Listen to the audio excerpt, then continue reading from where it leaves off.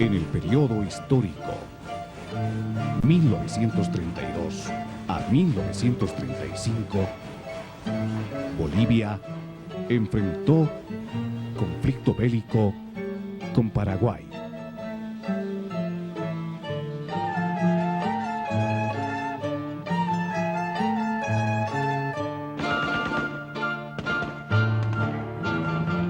Este es el testimonio e historia de los verdaderos héroes bolivianos.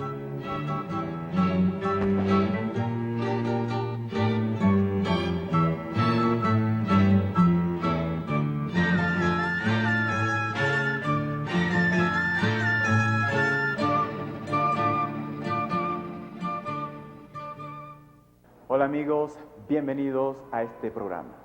Chaco Vivo, homenaje a una generación viva. El nombre de por sí ya dice mucho. Es un programa que rinde un homenaje a los combatientes de la Guerra del Chaco, a los sobrevivientes de la Guerra del Chaco de todo el país. En el periodo histórico 1932 a 1935 se desarrolló una guerra por territorio, por petróleo, entre Bolivia y Paraguay, Paraguay y Bolivia. Los antecedentes, las causas, efectos, consecuencias de la guerra están registrados en los libros de historia de todo el país. Pero lo que no encontramos en esos libros de historia es la historia personalizada, la historia detallada del combatiente, del soldado, ahora benemérito. Por esta razón, quiero, antes de comenzar el programa, agradecer abiertamente a la presidencia, al directorio de CONEX Chaco, la Confederación Nacional de Excombatientes de la Guerra del Chaco, entidad matriz que agrupa a las federaciones departamentales de toda Bolivia. Desde este ambiente comenzaremos el programa con un primer entrevistado, el señor Ángel Delgadillo Bustamante. Amigos, bienvenidos. Mi ingreso a la Guerra del Chaco se produjo el año 1935, a comienzo en el mes de enero, a raíz de que en esa época yo trabajaba en la Railway, que tenía su oficina central en Parotani. Pero llegaron a mis oídos que mi padre estaba enrolado ya en las últimas reservas que hizo la nación para meter a la guerra como refuerzos de nuestras líneas. En ese entonces yo estaba ya de huérfano de madre y solamente existía como parientes mi padre, que estaba enrolado y presto a ingresar a la zona de operaciones. Como en ese entonces existía civismo en todas las esferas, en todas las edades, porque en la instrucción que nos daban se cultivaba enormemente el espíritu cívico y todas las veces escuchábamos los actos de heroísmo que hizo nuestro ejército cuando los chilenos se apoderaron de nuestras costas marítimas. Entonces nació el deseo de defender a toda costa la integridad nacional. Y como la guerra estaba en su auge con los paraguayos, mi padre iba a entrar de un momento a otro a la guerra. Resolví, por mi propia decisión, embarcarme en un tren militar que llevaba soldados a la Guerra del Chaco. Tenía 17 años cumplidos. Justamente me tocó hacer este viaje al día siguiente de mis 17 años cumplidos, por la razón que ya he expresado. Entonces resolví adelantarme a mi padre sin que él conozca esta decisión. Me embarqué en el tren militar que nos llevó hasta Oruro, pasamos Oruro hasta Potosí. La línea de desembarque fue en Potosí. Allí fuimos alojados en los sótanos de la Casa de la Moneda. Allí pasamos durmiendo en los sótanos sobre paja y cubiertos con una simple frazada durante 7 días. Luego nos transportaron a la ciudad de Sucre. En la ciudad de Sucre ya el ejército dispuso la entrega de uniformes de campaña. No tenía nada absolutamente hasta que llegué a la ciudad de Sucre. En la ciudad de Sucre estuvimos unos días y ya se inició el reparto de uniformes para ingresar a la zona de la guerra. Y la movilización era de a pie, en jornadas de 7 u 8 horas de viaje a pie, tocando las provincias de Yamparáes, Tarabuco, hasta llegar a Padilla. A Sucre, sí. Pero antes debo hacer constar que en el momento en que repartían los uniformes, a mí me aislaron por mi tierna edad. Incluso me riñeron, me dijeron, "Sos mocoso, ¿qué cree que es la guerra? Tú no tienes que ir a la guerra". Pero vertí lágrimas y se condolieron y me dieron el uniforme. ¿Te quería ir a la guerra? Quería ir, manifesté mi deseo de ir a la guerra, a defender mi patria. Entonces me incorporé y llegué hasta la provincia de Padilla. De allí nos recogieron en camiones y fui a parar hasta las alturas de Cuevo, donde estaba la línea de defensa de nuestro territorio. Las alturas de Cuevo están en las postrimerías de la cordillera de la Aguaragüe, muy cerquita a los pozos petrolíferos que teníamos en Camiri, dentro de ese territorio. Luego vino el periodo de aclimatación, transportado de las zonas del valle de nuestro territorio a otro territorio que era completamente hostil en toda forma para la vida de una persona. Además, ni siquiera conocía el manejo del fusil. Llegando ya, cuando me dieron el fusil, recibí las instrucciones respectivas por el sargento que correspondía y emprendía con el manejo del fusil.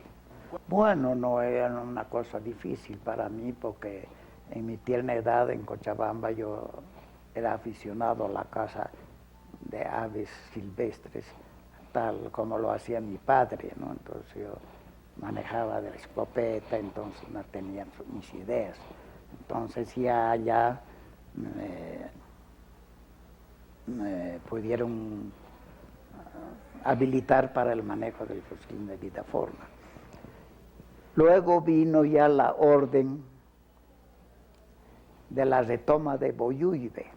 Boyuibe se encuentra a cierta distancia de las alturas de Cuevo y tocamos el contacto contra el enemigo en la población de Yacuibe. Bueno, no estábamos incentivados por el espíritu patriótico, había que obedecer órdenes, disciplinarse naturalmente y seguir las órdenes que nos impartían. Sabíamos que teníamos que enfrentar al enemigo y estamos expuestos a la muerte en cualquier lado, en cualquier momento. Entonces, pero seguíamos con todo el civismo con que salimos de Cochabamba. ¿Qué información tenían usted y sus compañeros del ejército paraguayo? Bueno, a los paraguayos en nuestros periodos de descanso en la noche están situadas en las alturas de Cueva, en una serranía, de donde se domina y hace horizonte el Chaco, cubierto de vegetación, y veíamos el recorrido que hacían los pilas, abasteciéndose, trasladando sus tropas de un lugar a otro, etcétera, por las luces de los camiones. Por ese sistema veíamos el movimiento de los pilas que estaban al frente nuestro. Lógicamente era la decisión de matar al enemigo o morir en el asunto, el aspecto contrario, ¿no? ¿No había miedo? No había miedo, no había miedo. Claro, costó ambientarse a la espesura del bosque, la vegetación, y consigo los insectos que hay, las picaduras, en fin, todo es un ambiente distinto, ¿no? Había que... Descríbanos el panorama, la región, el suelo. Bueno, la región era con vegetación por partes, después había zonas claras. Por ejemplo, Boyuve está situada en una planicie.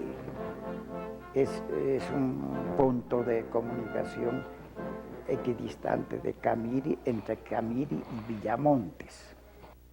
¿El agua constituyó un problema? Evidentemente. En el comienzo de la guerra, sobre todo, cuando los pilas les cortaron el aprovisionamiento de una laguna que había frente a Boquerón, por ejemplo.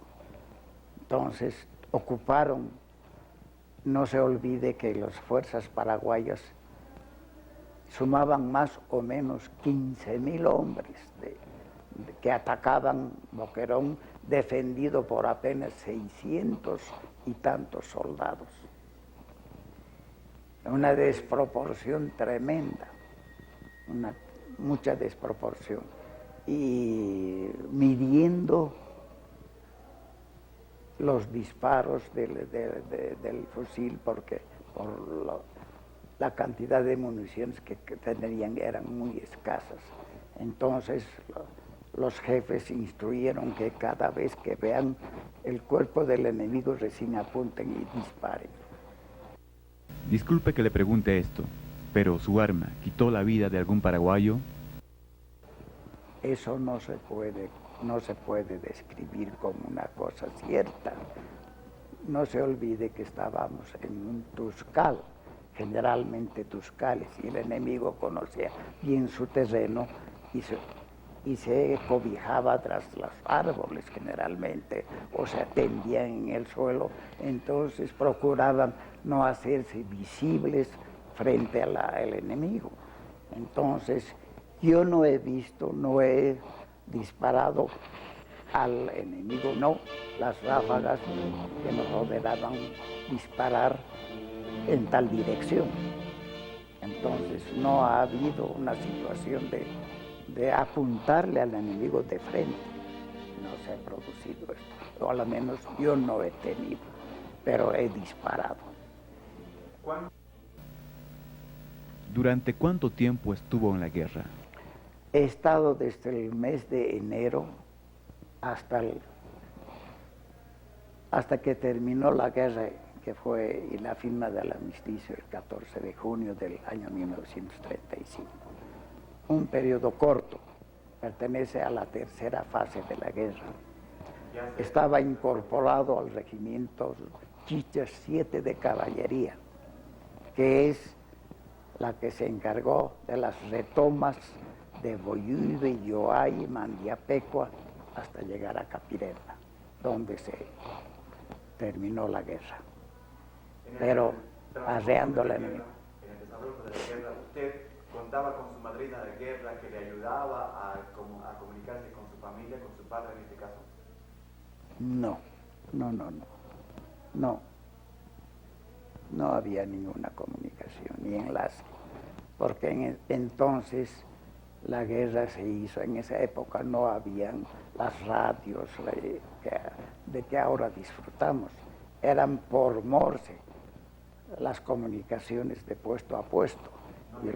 No, cartas también habían, pero no había una comunicación rápida y seguida, ¿no?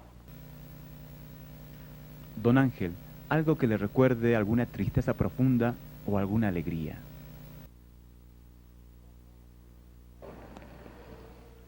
Como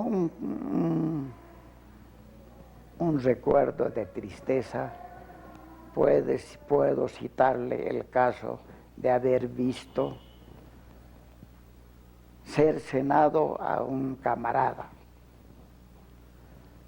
que con una ráfaga de ametralladora le cortaron como con un cuchillo una parte de la cara, le vaciaron totalmente. Eso era, ver ese cuadro era completamente triste y deprimía el ánimo tremendamente. Lógicamente uno derramaba lágrimas, etc. Tras todo Eso. eso, El momento, ahora paso al momento de alegría y una recuperación del entusiasmo, etc. El día del cese de hostilidades, que fue el 12 de junio, nos ordenaron que disparáramos hasta el último cartucho que teníamos, si es posible, en forma continuada contra la línea enemiga, hasta las 12 del día. Entonces, esas horas de disparo significaban un estruendo tremendo. Disparaban los cañones, las ametralladoras, los fusiles, un gasto de munición tremendo. Y llega a las 12 en punto del día.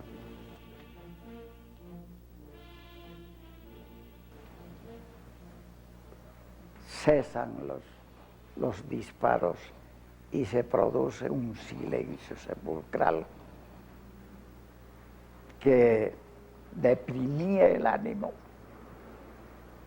Uno sentía una opresión tremenda al oír, después de tanto ruido, un silencio sepulcral cortado por la avalancha de los pilas que transmontaron nuestras trincheras con el ánimo de abrazarnos, celebrando la terminación de la guerra. Nos confundimos, los enemigos de hace unos minutos se estrechaban en un abrazo fraterno con los pilas y bolis en un abrazo en la línea de fuego. Pasada la guerra, ya desmovilizado, me puse a trabajar en el arsenal de guerra que existía en Choreti.